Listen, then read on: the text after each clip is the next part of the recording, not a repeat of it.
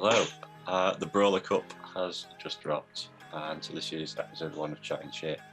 About 20 minutes or so after the cup's dropped, so very much first impressions tonight. Joined by Philly Jim Bob, Arceus Aurelius Marcus, who's happily put a t-shirt on for the occasion, and Scottish number 1, Becky Chu. How are you doing, guys? You good? Yeah, it's good. Thanks. How are you? Good to be here, Matt. Thanks. Yeah, I'm good, thanks. I think Dan, you were on the first. You're always on the first episode. Dan was on the first episode of the Prismatic Cup. I remember saying something like how excited I was, and you shot me down immediately, saying you're always excited, Matt. And look how Prismatic ended. It wasn't my thing, but this. I must admit, when the initial meta dropped and I saw Steve's video and I saw it was going to be a whitelist cup, immediately I was like, Prismatic. And then I saw Hypno wasn't involved, so that made me feel much better immediately. Okay. And then when he started going through... Yeah, but when he starts going through the whitelist, you can see that Talonflame isn't actually a meta-defining and probably not the best fire type in this cup. Maybe I'm wrong, but, I think there's other places there. So I'm optimistic. I'm not Matt level optimistic, but I'm optimistic. I'm optimistic that this will be, will be fun. I'll wait till we all talk, but I haven't seen anything that just jumps out of the page at me yet. Everything seems to be it's new, it's fresh. What about you, Phil, Marcus? Any initial thoughts on whether you like the cup or not? Yeah, go ahead, Phil. Off the page. Nothing jumps off in certain picks.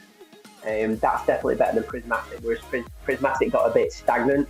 Everyone went Hypno, everyone went Talonflame. I think here we're going to have a nice balance across the picks. I think the middle 2 slots are a bit more viable for variety than the top 2 and the bottom 2. It looks so far so good. Yeah. I'm inclined to agree with you a lot there, because I think this, from what I see of the meta, I think it's so wide. It's a broad meta. I think there are some at least decently viable picks in each slot, and that's how you should create a whitelist meta, in my opinion. Because if you've got one slot that's very dominant for one Pokemon, then that means, or one type of Pokemon, to put it that way, then that means you will have, it will define the other slots. Yeah. So from what I can see, the different slots will be at least somewhat interchangeable. Yeah, I think there are interesting picks in all of the slots, really. Yeah, you're not going to there's not just one slot with all the water types in it and just one slot with all the fighters in it. There is... The colours of Prismatic kind of define the typings in the slots, didn't it? Yeah, in a bit. And for me here, like you said, the top, let's say in the top 2 slots, I'm just going to shoot out some examples here. In slot 2, you've got both Galvantula, you've got Ninetales, you've got Ufisk, you've got Lantern, and in the slot 1 you've got all the cast forms, which you can choose them as you like. You've got confusion users, you've got jump bluff, so you've got a lot of variety, in my opinion, in all of the, from what I can see at least on like the first look. Absolutely. From all of your slots. I can also see that the Mud Boys are evenly spread across the slots, which, I feel that makes all the slots easier to manipulate to your favor. Yeah. Which is what ultimately we as major people who really love Silph want, is that kind of not seeing the same things and not seeing the same team competition. You all know I really, really love Luna. The start of Luna Cup, I was like, boom, really hit it hard and had a set strategy of what I wanted to do. And as it's come to the world, all right? I did all right, but then I've been on the biggest losing run ever. Like literally, I can't win at all. Games I should win, I'm just, maybe it's like there's this video out there of me showing my strategy or something like that everyone's watched, and now I can't win the toffee. Now you're figured out, aren't you? Yeah, it's dragging now. It's dragging now because every team has got these 3 mons that are on every team, and that's the worst nightmare that 50% of the teams are the same.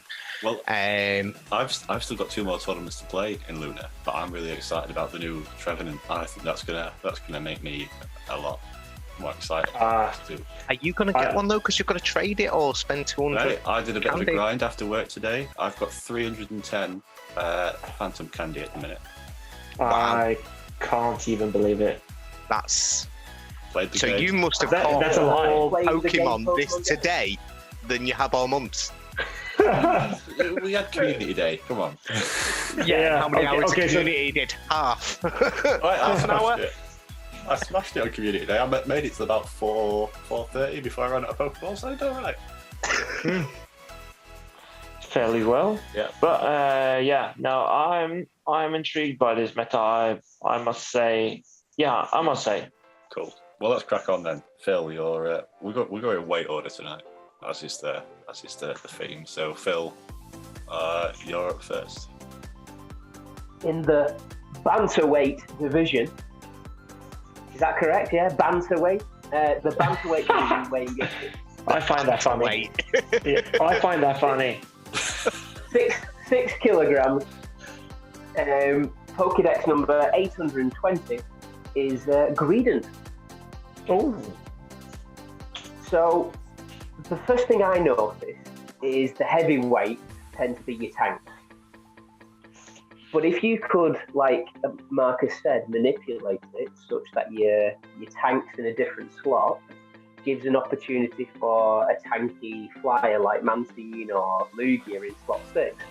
So if you have your tank, your bulky mon, in a different slot, like slot 1, it opens up quite a few options. So yeah, I think Greedent might help you manipulate a team build if you need one.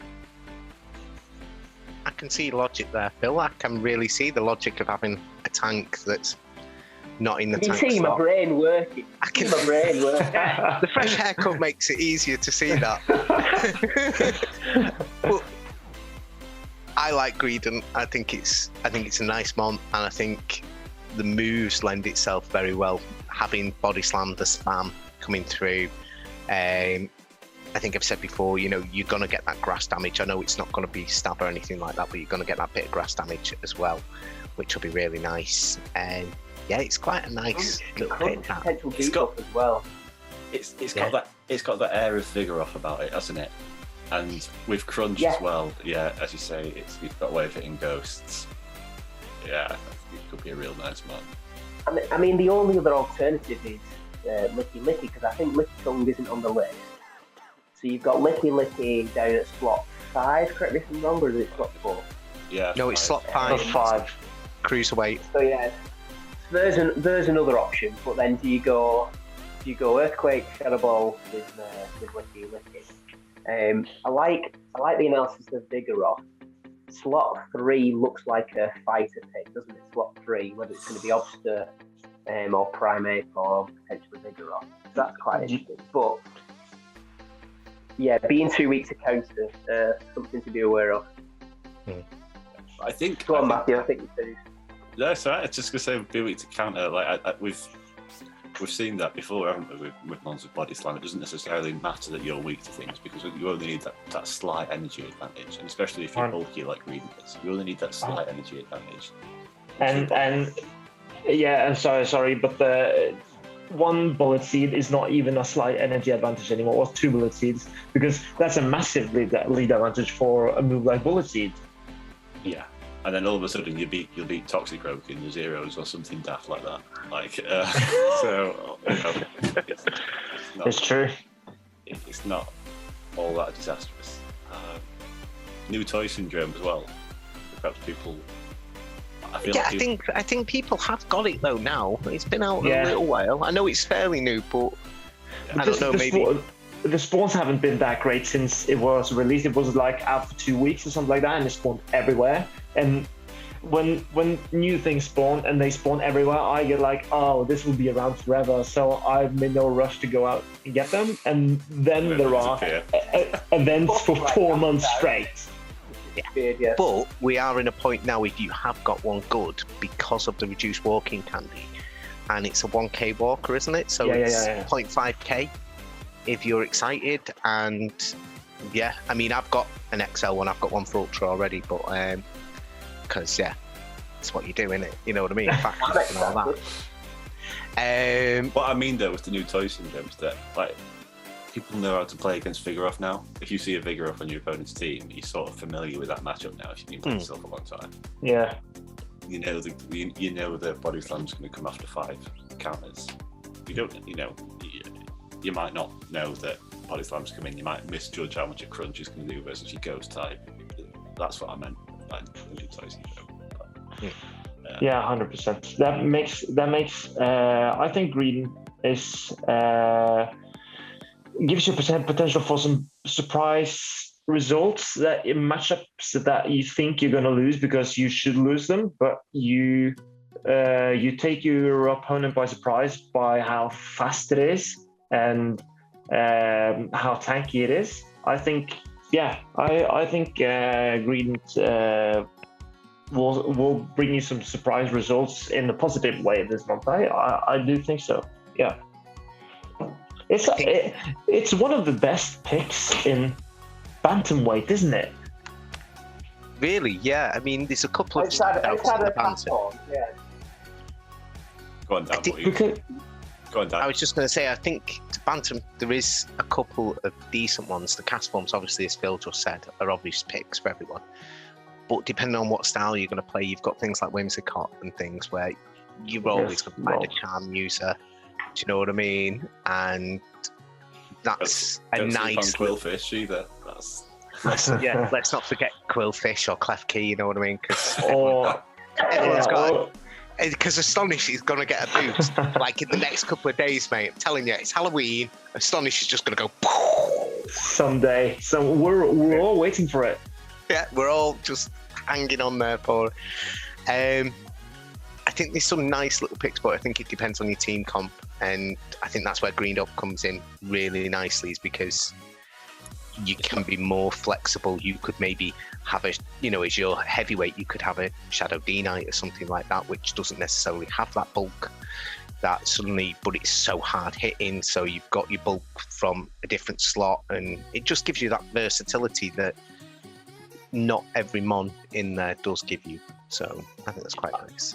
I really think that, for instance, Shadow Dragonite will be a great partner for Greedent, because I reckon Greedent could easily, or maybe not easily, but there are several ones that Greedent can potentially 2-shot or 2-hit KO, which means that if you and with it being tanky, you can easily spend your shields on the Dragonite. So I think what you're saying makes absolutely sense, and in the way that that it's definitely one of the best picks in one bantamweight as I can see it. So Greedent's a great shout, actually, because there are some picks that like cast forms, Haunter or Jumpluff, Confusion users, but apart from that, there aren't really any meta defining here, I think. It's not. Yeah, the stuff there isn't going to let you down. But I think Greedent might be the one that perhaps can power through things more than. I feel like we've said more about Greedent than you have, Phil. No, it's fine. I'm just making a note of who my partners are. So Greedent, Shadow Dragonite. But it's one of the beauties of this show is the fact that we all bounce off each other in it's kind of someone throws out a suggestion and everyone goes, well, you could do this, you could do that. It's why Matt did so well in Silph last year, because he just listened to everyone else. Then just picked off our ideas. and then he makes some stupid suggestion himself, trying to convince other people to do it. Yeah.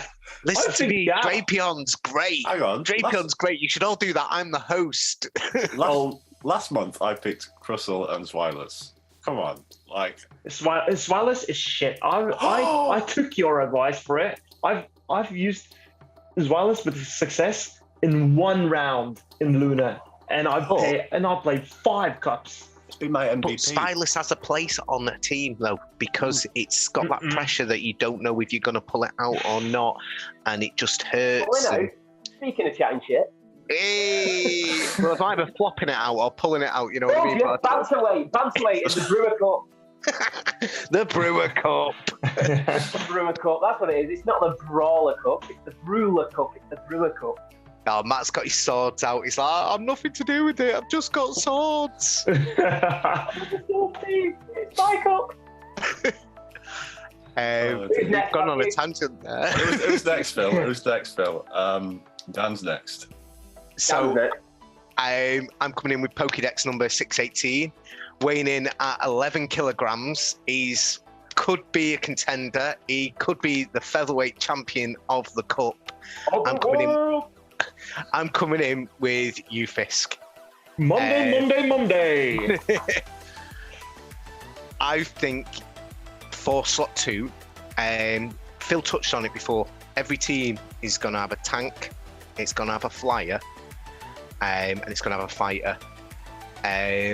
Out of them 3 categories, I feel that Stunfisk actually holds its own. It can do very well. Depending on the versatility of it, you could use it with Mudshot or you could use it with Discharge. I do think it has its nice little niche there. It can take on the flyers, takes on the waters quite nicely.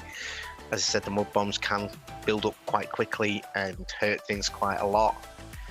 And looking at the rest of that category, as Phil touched on as well earlier, there's not huge amounts that there's lots of variance, and you could pair different things together, but I think that's the one that stands out the most for me as like, actually, I could build from that and go through everything else.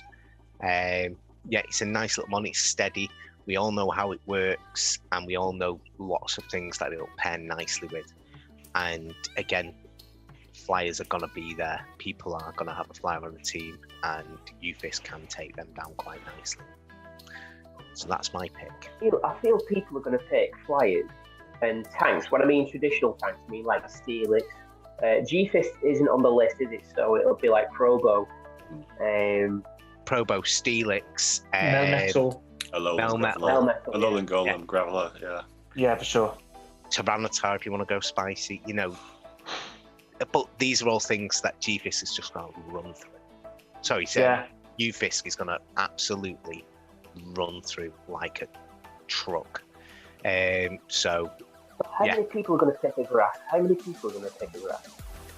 I think a grass will be it will be prominent. I'm not saying it will be good, but you will face grass types, and basically the only thing that face grass types though that are gonna be grass types, or do you think grass types that are gonna be other things? As I touched before with Whimsicott, I think people are gonna pick grasses that do other jobs. You know what I mean? So you don't necessarily have grass moves. Doesn't really matter, because even if it's Abomasnow, Ferrothorn, Whimsicott, I reckon those 3 will be 3 of the most popular grass types, perhaps Shiftry or Seperia, but all of these are things that really sit on Ufisk. There are few things Ufisk really can do to them. I've had Ferrothorn lined up against the Ufisk, and I charge up to 100 easily and just throw a Power Whip or farm you down. And the matchups with these Pokemon are very unideal for Ufisk. So I reckon if you bring a Ufisk to your team, be ready to face a grass type on the opposing line of 3, because it's basically the only hard counters to Ufisk here. I think what I like about it is that it's one of those mons that is very good at doing its job. Yeah. In an open meta where perhaps Swish advantage is perhaps more important than it might have been in something like Nightfall where there's a lot of even matches. The Switch advantage is probably going to be quite big here, so you might find yourselves down shields to take Switch, and ultimately it doesn't matter whether you're down shields versus the grass type or up shields versus the grass type, as Marcus is saying, the grass type is so good versus them, you're going to lose anyway even if you're down a shield. But on the flip side of that coin, if you're up against a Protopass, you'd be down 2 shields versus that thing and you'll win. So doesn't matter. Yeah, exactly. So I think that the negative side of that coin also has the positive in the case of Ufisk. But I also think that well, as we talked about the slight grass damage you get from Greedent against the Mudboy, that's going to be enough. Similarly, against the Mudboy, the grass damage you're going to get from something like Surfetched or Gallade is going to be enough. Yeah. And at that point, Ufisk isn't completely screwed. Let's play that. Surfetched is in a weird place in this cup. It's in a weird slot. I didn't realise how It's big a big duck. It's a big duck. Yeah, it must be carrying some junk in the trunk or something like that. You know what I mean? Maybe He's got a massive leak. He's got a massive that leak is weighing him down. But yeah, you are right. The grasses are going to hurt you. And you're probably right, Greedon, just simply with the bullet seed damage, is probably just going to, because you're not going to be able to take that tanky thing down. But it's going to take down the traditional tanks quite easily. It's going to take down the flyers quite easily.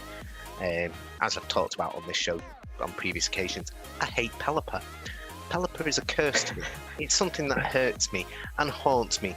Holmesy just appears out of nowhere and goes, I've got a Pelipper! You didn't expect to do that! And you know, there's part of me in my heart that's like, I need to beat that stupid. Yeah, you know. I can understand that completely. That's how I approach Continentals. It's like, it's fine if I lose, as long as I don't lose to Charm. So I completely, I'm on board with that principle. Was that a humble brag? Just name dropping Continentals out of nowhere. Wasn't meant that. That was about going into Continentals. Okay, fair. And I also like that you touched upon the cores that you beat with Ufisk, the Fly and Steel core. I think that will be common. It wrecks the poison types, which are buffed really and everyone's new favorite toy. It's a ground type, so it really it's the only thing that's super effective against poison dark types. Yeah, it will struggle a bit with the Mud Boys, but it can fight back against, let's say, Politoed. I reckon Politoed will be fairly common, and it can fight back against, for instance, Politoed, and that's worth a lot, to be honest. I think Ufisk will be really good from featherweight. It's a couple of good picks in featherweight, don't get me wrong. When I said about the optimal fire in this cup, if you were going fire, which probably, as always in every Silph Cup, is just not really the biggest threat at all.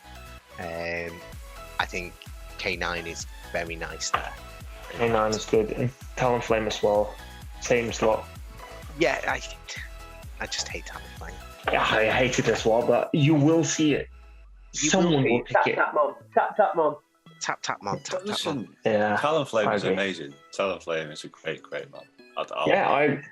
It's good. It's not that it's good. It's just fucking annoying. It is. And it's how much you hate yourself when you overtap because you know it's your fault. It's not the game. It's not anything else. It's your fault. And you know and you know you're gonna lose because of it. Yeah, you know. And so that's why it's infuriating. And I agree. When we did Prismatic, I purposely didn't use Talonflame. I used Castform because I just couldn't trust that when I was in the thick of the battle, when I was in the thick of it, and I was tapping like crazy when the match mattered. I needed to know that I wasn't going to overtap and I was going to be able to hit that move and not get caught in an animation. And that's why I chose Cast Form over Talonflame. And I probably still would today. I mean, I use Talonflame more in Ultra than I do in Grey, to be honest. Just because of that reason. But I don't play that much Ultra apart from factions. So it's an interesting point you bring about the fire types, with both Talonflame and Ninetales being in Featherweight, because they are like the fire types you see really in Open Silph. Or AWAC. Or Typhlosion. Typhlosion, yeah. Typhlosion's got a good place though. I like Typhlosion. It's got a nice mix of moves. I like it too, but I don't know. And when it hits, it hurts. I mean, its moves are big nukes. No matter what its charge moves, they are. You've got to shield them no matter what you are, because very few things want to take them. I look down the list and I see a lot of useless fire types, and I think ourselves trying really hard to get us to use a fire type here. But I mean, yeah, because that Flareon with superpower is just going to come in handy one day. I'm sure it is. Someday. We're all sat there with like 2. You know what I mean? But it might do. Stranger things have happened. Yeah. I guess. Well, I suppose if every team is going to have a tank, like the Probopasses of this world aren't going to enjoy taking a superpower from Flareon, are they? But, yeah. Cool. Any more thoughts on Euphis, Dan? I'd like to say that I think you picked perhaps the best option from Featherweight. From a general point of view, the best perhaps generalist. Most of them Whiscash? Exactly. I was coming back to Whiscash and Galvantula that I think would be. Oh Lord, Sableye. Sableye is also in Featherweight. I just noticed. Sableye is in Featherweight, and I did consider this when choosing Eufisk and not talking about Sableye. And how much room in your team comp is there for Sableye in this cup, considering how open it is and how many different counters they are already for it? Has it got things that it hits hard enough? With such an open meta, I think that having them on like Sableye or, as you mentioned, Eufisk, a generalist that you can bring against any team will be worth a lot. It will be very valuable, in my opinion. And that's why I think picking at least 1 or 2 great generalists that you can basically bring against any team, I think that will have huge value. So I think Sableye, the only really hard counter it has here is, I don't know, Greedent could potentially be one of them, or Charm. That, of course, it's the main predator for Sableye. If you're a betting man, are people going to bring Charmers or are they going to bring Grass types? I think Grass types will be more prevalent, but you will face... You have more faith in humanity than I do. Yeah, you evidently have there will be so much more faith. Everywhere. There will be Charmers. I'm sorry, I played against a double Charm team the other night in a Luna Cup. Literally, the guy brought 2 Charmers against me, and I was furious. I was just... do you know what? I beat him when he used 2 Charmers, you know what I mean? But it annoyed me. It actually really wound me up of like... You can see it on your face. Yeah. Who brings 2 Charmers in Silph? This isn't GBL. We aren't just people going, oh, I don't know the nature of the game. I'm just tapping. We're not savages. Yeah, we're not savages. You know, our swords are sharp. We like to use them with skill. You know what I mean? Yeah, we like to use sharp swords and not like a club or... Yeah. So uncivilized. So uncivilized. No, GBL in this world. No, it's true. But I do think you'll see Charm, which is why I do think having Steel and Poison is good, which is, again, brings me back to Eufisk. It's worth a lot for sure. Because It's worth a lot for sure. I'll have a Steel on my team. I think I know which Steel I'm going to have on my team. Do you know what? I've literally 10-15 minutes looked at it, so I can't really, do you know what I mean?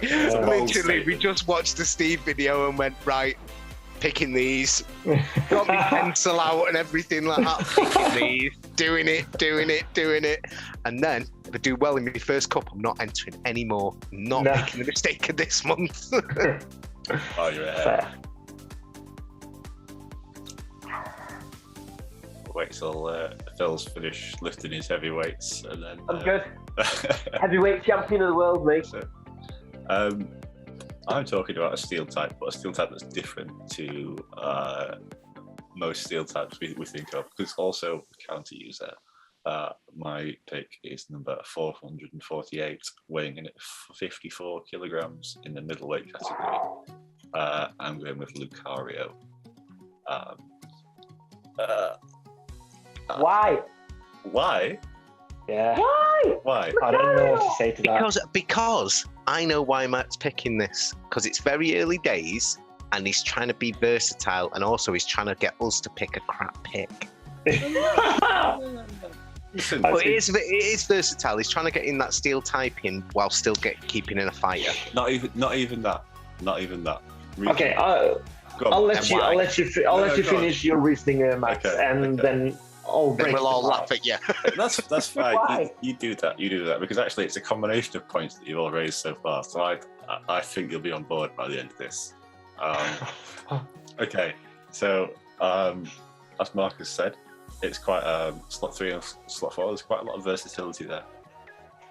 Slot 4, like I had a look at, a lot of good stuff, but there's not much there that feels like it's like best in class of stuff. Like I feel like a lot of the stuff in slot 4 like loses to other things that do a similar job. I think I've sort of picked out Golbat, Swilus, and Quagsire that maybe are exceptions. Glade.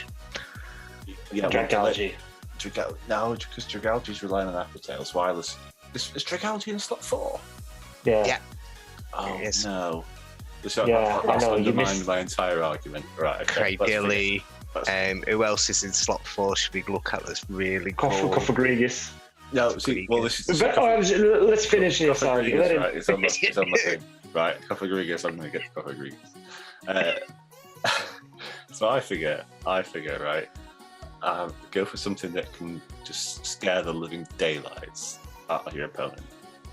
And because I figure go for something that you like that sort of that fits the way you play sort of stylistically. So I, for example, I'm unlikely to pick Coffagrigus because I don't like the idea of being completely walled by Dart terrifies me.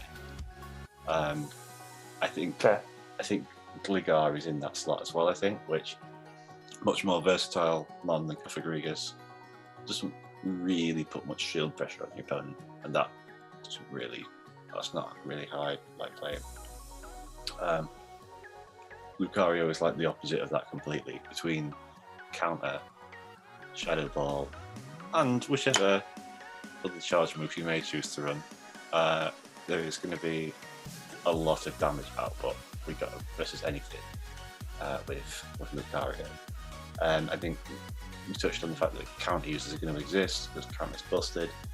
There's a few of them in slot 3, but there's also a lot of good generalists in slot 3 as well. Things like Pelipper, as Dan was talking about. Pelipper's in slot 3. Pidgeot's in slot 3. Frostlass is in slot 3. Diggersby's in slot 3. Vigoroth's in slot 3. Yeah, there's a lot of good stuff in slot 3. I kind of feel like the generalists in slot 3 are probably better than the generalists in slot 4 in my mind. Slot 4's got some really, really good Pokemon. I mean, stable. You'd pick every day of the week in a normal cup. It has. Pokemon. And Why Lucario? What's that, Phil? Why Lucario? Well, Lucario, because for the exact reason why you picked Greedent. Because if you're not picking a Steel type in slot 6, He'll pick Greedent because it was bulky. Lucario falling down at the it's sort of the anti-character. If you're not picking a steel type in slot 6, you're probably picking Lugia that means you're probably picking Lugia as your flying type, or Mantine as your flying type, or Dragonite as your flying type. I mean, that's probably a massive oversimplification. But I don't know. Does Dragonite want to take a Shadow Ball? It doesn't do, it's a fighting type that resists Dragon. Does Lugia want to take a Shadow Ball? I don't think so. Lugia can take a Shadow Ball. Lugia can probably take it on stab. Lugia can even take a stab Shadow Ball, but it hurts for sure. It hurts for sure. It hurts. And yeah, I just feel like you're going to have Lucario might be that fighting type that sort of messes up. But there'll be people out there that think, and I know this for a fact because I'm one of them, there'll be people out there that think, well, if they don't have this in this slot, they've probably got this. And so they'll build the teams in a way that sort of tries to get around that thing, tries to sort of cut corners almost to optimise. Yeah, probably. Lucario might mess with that big time. And another thing I was thinking about stylistically as well is I really like running Scrafty. But Scrafty is good though. But Scrafty is very, very good. Scrafty is very good. But a lot of the reasons Scrafty is very good is because it's not weak to confusion. And it can take shields off confusion users and that sort of stuff. Lucario is kind of similar. Because you're not going to be... Can Lucario beat any other fighter? No, but neither can Scrafty. No. It beats Vigoroth, and both of them beat Obstagoon, I guess. Yeah, so really, is it... Yeah, but Obstagoon and Vigoroth are pseudo-fighters. They're not fighters, really. Okay, fair. Well, then Vigoroth can hardly beat any other fighters than Blaziken either. So, but how's that? That's no different to Scrafty, though, is it? No, I guess not. That at least in my head, that's not the argument against Lucario for my end. For me, it's that I think the slot 4 brings a lot of. I think there is Skuntank and Alolan Grimer in slot 3, but slot 4 has Drapion, it has Alolan Muck, as you mentioned, Golbat, and Dragalge, etc. I think Celio. slot 4. Not to mention Celio, and Samurott. I don't know if that will be a thing. You're not telling me you honestly think Samurott's better than Lucario, like Marcus, please. Oh yeah, for sure, Hydro Cannon, mate. I think Samurott is better than Lucario for sure, but I think you will have more use for Lucario in certain situations.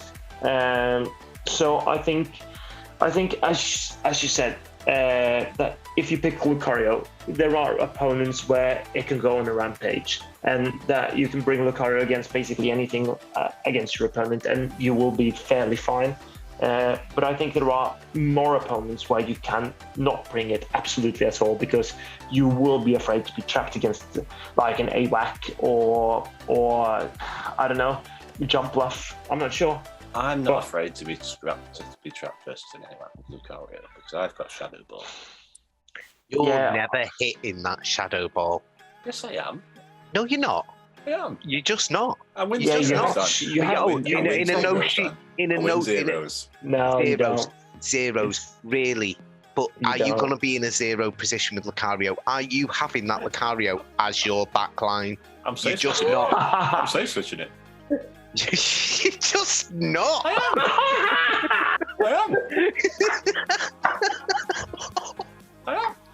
Oh wow, that's actually. I think, ladies and gentlemen, former number 3, Matthew Brewer.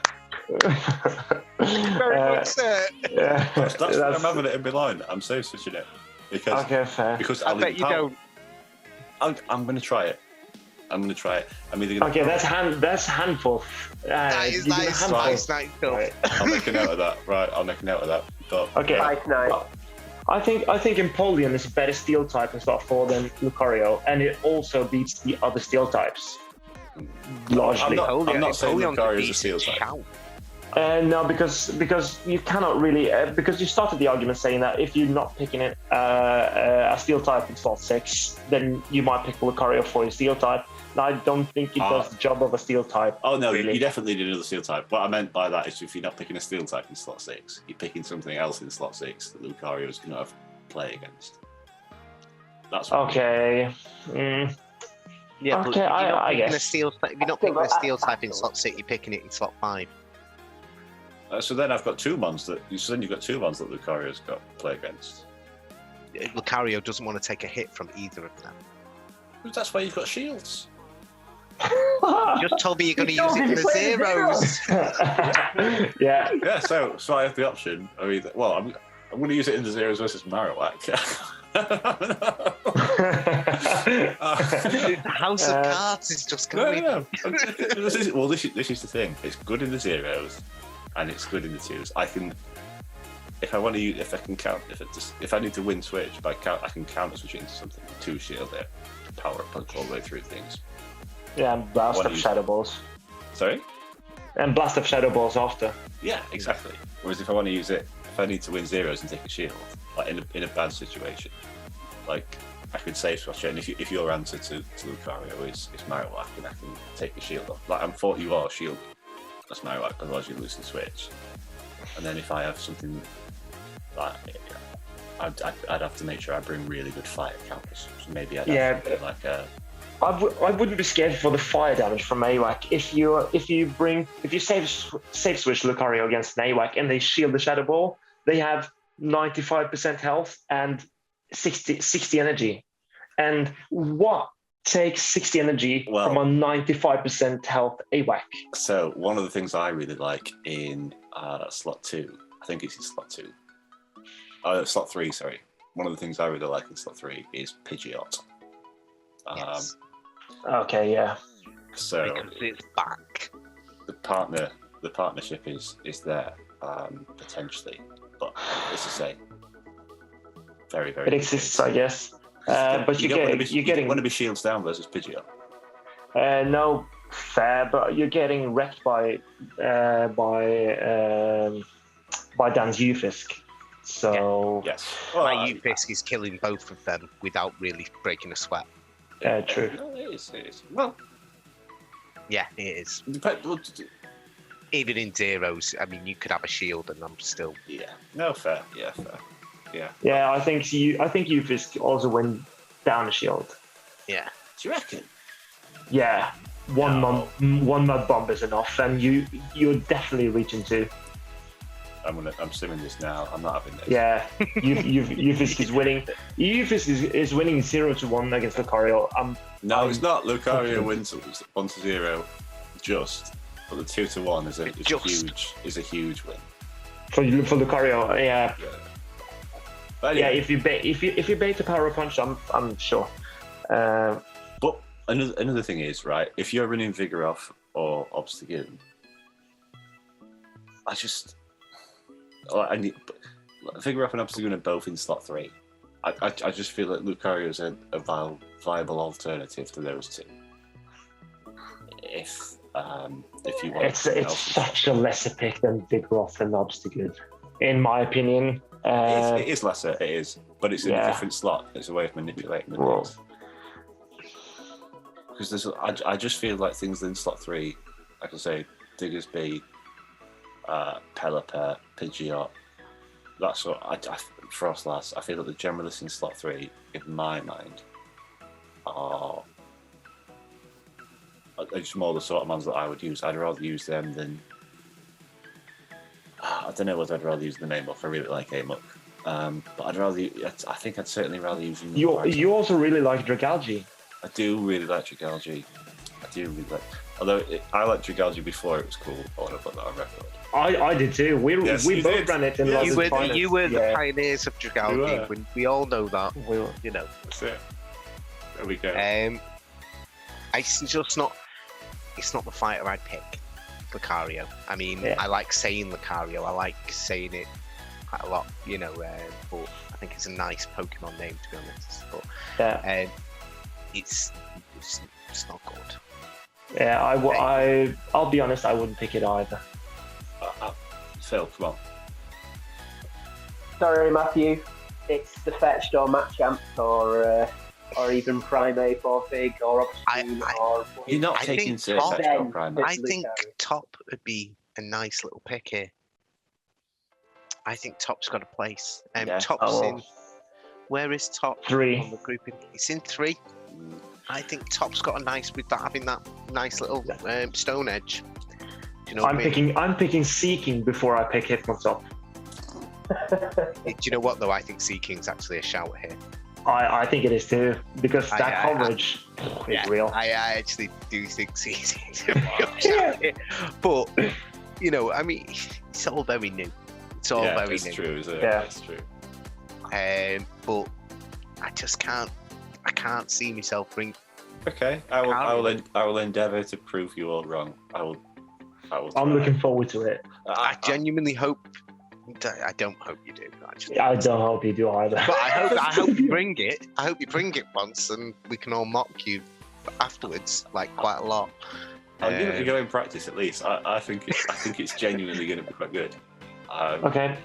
I think it is, honestly.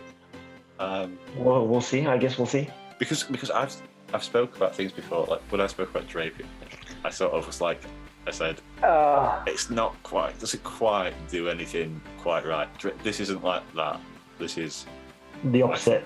I think it is very good. You see, with Drapion, I think the issue with Drapion was that you just couldn't use it because I played Jen that month, and Jen used it like a trooper. Jen knew what she was doing with Drapion, and you really... I know, I was trying to get an innuendo there. I don't think there is one really. No, do you know what I mean? I just don't... I was trying to get some kind... I was trying to think of it. I tried. It's like, no, there really actually isn't one there.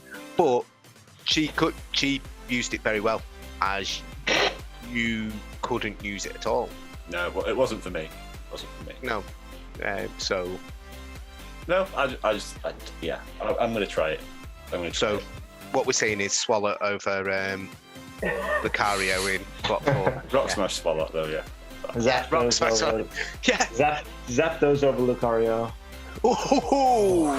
How have I missed that? Yeah, you shit the bed here, mate. I have. This has gone horribly wrong, hasn't it? Like, yeah. Anyway, before it goes any That worse... Pig Knight in his first cup. He had the nose before us, hadn't he? Didn't he? Yeah, but I didn't look. Okay. At least we've got an excuse. We've literally just watched a video 20 minutes ago. You've known this for ages. Not ages. Anyway, Marcus, go on. I'm giving up. Yes, Marcus, a decent mon, Marcus.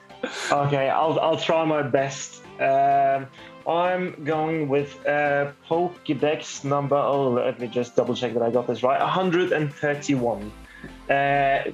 Taken in at average weight or weighing in. I don't know. I'm not a native speaker. At 220 kilos, we have the Transport Pokemon Lapras.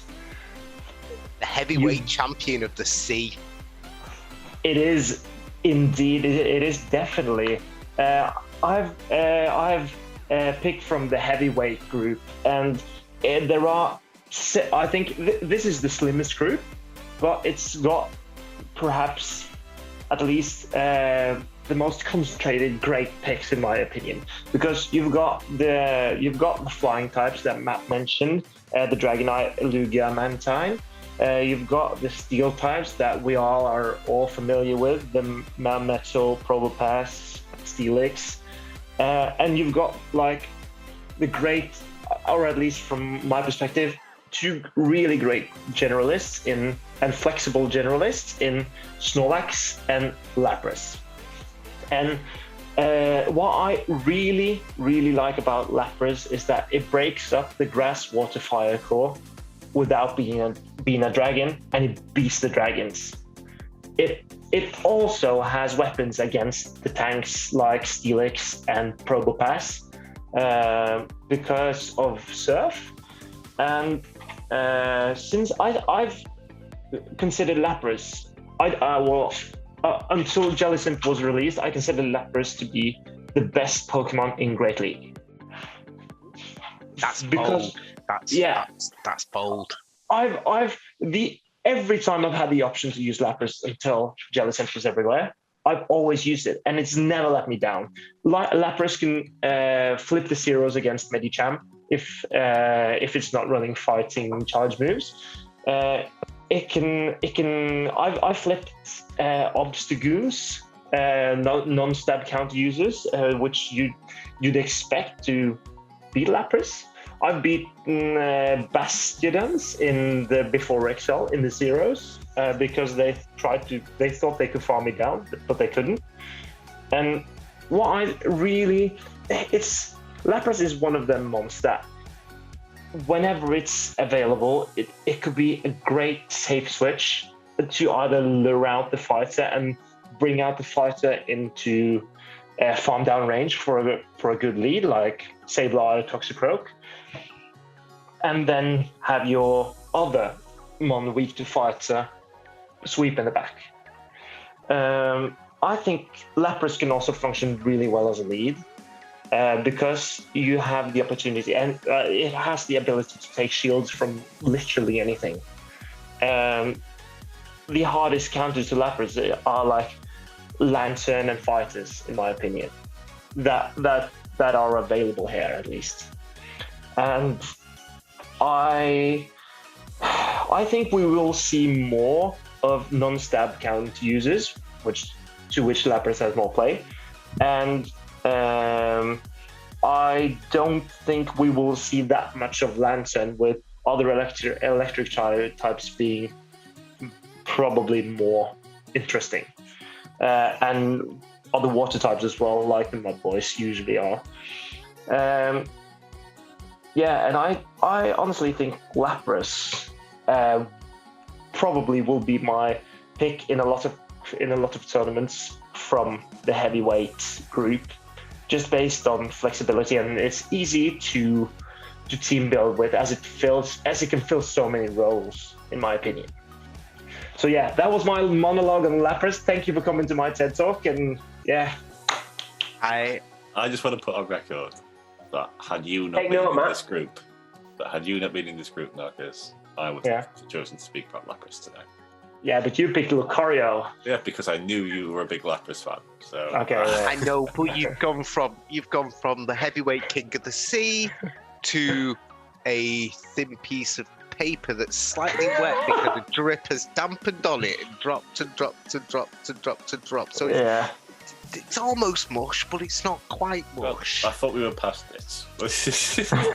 We're never past this. The rich tea biscuit, Matthew. It's the rich tea biscuit of the Pokemon world. Lapras is brilliant. Lapras is awesome. Yeah. Lapras is brilliant. I think so too. And go ahead. Anyone who's played the main series games thinks Lapras is ace. It's ace here. I think whether you run it as a shadow or a non-shadow, I'd probably lean non-shadow in this, personally. There are some trade-offs, in my opinion, because I used to run shadow in open or whenever G-Fisk is available, because you need the extra damage from Silph to actually win in the ones and the twos. But what happens if because there are some trade-offs, because you are the shadow is easily a farming down Meganium in the two shields, which I don't know, might be important, probably superior as well. Venusaur is easier to farm down. You lose the one shield with both of them. Abomasnow, easier to farm down, and you can throw Surfs. Pelipper, easier. You can go straight Surf and win. The regular one, I think you probably need to land a Skull Bash. At least I think so. So there are trade-offs with having regular. You regular shadow. Though. When we talk about like the bigger off match, you need the regular for that, don't you? You do that with the shadow, with your pseudo counter users. If you're reaching 2 serves, then you can. But it's way easier to reach it with regular Lapras. If you're safe switching Lapras in this meta, I think you want regular. If you are leading Lapras in this meta, I think Shadow is better, because it's easier to finish things off with 1 serve at the end of the game if you have the Shadow. But if you safe switching it, it's easier to get to 2 serves. So it's a matter of strategy, in my opinion. I think Lapras is such a safe pick in that last slot. I think it's a very, very good pick. And as far as Ice Water concerned, again, you're always looking for that dual coverage, especially something so open as this. You need that dual coverage. So I do think Lapras really hits a nice niche here. Super fan of them in general. Really, I think we all are, though. I think we've all used it to great success over the years. It's good fun. You've been quiet, Phil. What are you thinking to Lapras? I'm debating whether to use the Shadow or the normal. I liked the Shadow in, was it Nightfall? Yeah. Because like Marcus said, you needed it for the G-Fist, but without G-Fist here, do you need it? I don't know. I think there's very little at Wallet. What was Marcus saying? Lantern? Because there's no jelly, is there? No, there's no jelly, and fighters are tough, but usually fighters they're pretty squishy. You've got the choose. With an Ice Shadow too, you're laughing, Yeah. So I think Lapras can handle most fighters in the zeros, because usually fighters can't take the serves. And I'm not saying it's a great option, but as there's no Azumarill in this meta, I think you could also go with Dragon Pulse as the That's bold. That's bold. Yeah. I think because you will surprise the odds Dragalge. You'll surprise the hell out of things. Yeah. Venusaur's never shielding after 7 Ice Shards. 6 or 7 Ice Shards, Venusaur's not shielding. So you knock it out. Not be concerned about the Ice Beam though, because there will be. You wouldn't, would you? No, I don't think you would. And I have a double legacy one, so I assume most people have a double legacy one lying around, or a double legacy shiny. I ran double legacy Shadow in Nightfall because there were so few Laprases, and if you run Ice Beam on your Shadow Lapras, you beat Medicamen once with 1 Ice Shard advantage. I did the same thing. Yeah. Yeah, and there were few Laprases after like the first or second week, but with Ice Beam, the Dugong matchup is really not as good as it used to be, because Lapras sits on Dugong. It beats it thoroughly. Yeah. I don't think you're going to see Dugong. I know it's a fan favourite, I know that, but I look at that slot and I think all the people who would pick Dugong are gonna pick a Bomber or Champ. Yeah, or perhaps even Ferrothorn. Oh dear. Yeah, because that's that. And also Venusaur. Person who picks Dugong is that person who. Oh, I disagree. I just think Dugong is so unique. Yeah, it is. So unique. So when you think there are other, Dugong ain't standing up to a fighter. Do you know what I mean? So Lapras has got that over it, hands down. Yeah, but Dugong, like if you really want switch advantage, Dugong's like up there with the best at the minute. And the debuffs from Dugong is it flips matchups. It can flip a lot of matchups like later in the game. I think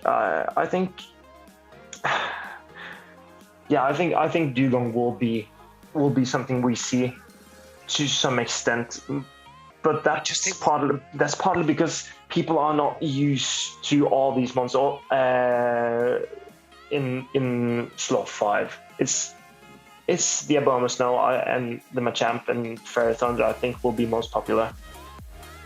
Venusaur. A few Surfetched, and I think you'll see a few Magnetones. No love for Munchlax. I was about to bring it up because I was about to ask you if any other pick you would pick from slot 6 than Lapras that it stands out to you, but because I mentioned Snorlax as a great generalist and flexible one. And I think that Munchlax, Licky, and to some extent Greedent, they do the same job basically as Snorlax do. And that's why I thought I can avoid the Snorlax, pick the same type of mon from a different pool, and go with Lapras. But yeah, I'm looking at Munchlax or Licky definitely. I'm loving those two. There's a little devil on my shoulder that says water types are going to be really good here, and I want a consistent water type that can hit everything. And there's someone whispering in my ear, Whalmer. Ignore Jamie. Okay, No. Ignore him. Just ignore him. Just ignore him. It's good. We did the 40-man draft in gym. Whalmer was my MVP, hands down. It was incredible. I don't think I'll use Whalmer. I look at slot 5. I look at slot 5, and I see some really, really good mons there. Yeah. I see, Milotics there. I see Tangrowth there. We've already talked about Grass with Venusaur there. Surfetched is there, which I just think could be really good. So I just don't see. If you take the grass types out of that pool, let's say all of a sudden you decide that you wanted Jumpluff, or you wanted, heaven forbid, Shadow Victory Belt, heaven forbid. All of a sudden, I think you're going to see Shadow Vic, by the way. I think of course we will. But all of a sudden, I think Cruiserweight's looking a bit weaker without the grass types there. Do you when you put Gudra there? I think Gudra is going to be nice there. I think it's not taking a heavyweight slot for a dragon. You know what I mean? And it's not taking the middleweight slot where your fighters are. Gudra is still getting that dragon. You've got Kingdra there. I think Kingdra is a better pick than Gudra. Yeah, Gudra because the power whip. That's why I think Gudra has the advantage in this sort of where you're trying to get the most out of your team. Kingdra is it's not one-dimensional. It's really far from one-dimensional, but it's not multi-dimensional as Gudra has that little bit. Yes, it's not as good, but it's got a little bit more coverage. So, and part of me at this early stage, and it is very early stage, is thinking coverage. I think Kingdra is a better option because in my opinion it has a better typing.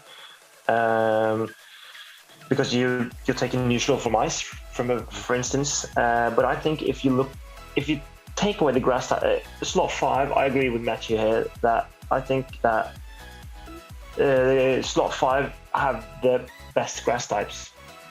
And Milotic.